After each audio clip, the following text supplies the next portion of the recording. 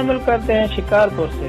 شکارپور میں مہنگائی، بے روزگاری، لوڈ شیڈنگ اور بد امنی کے خلاف سیاسی، سماجی اور قوم پرست پارٹیوں کی جانب سے الگ الگ ریلیاں اور بھوک ہڑتال کیمپ قائم۔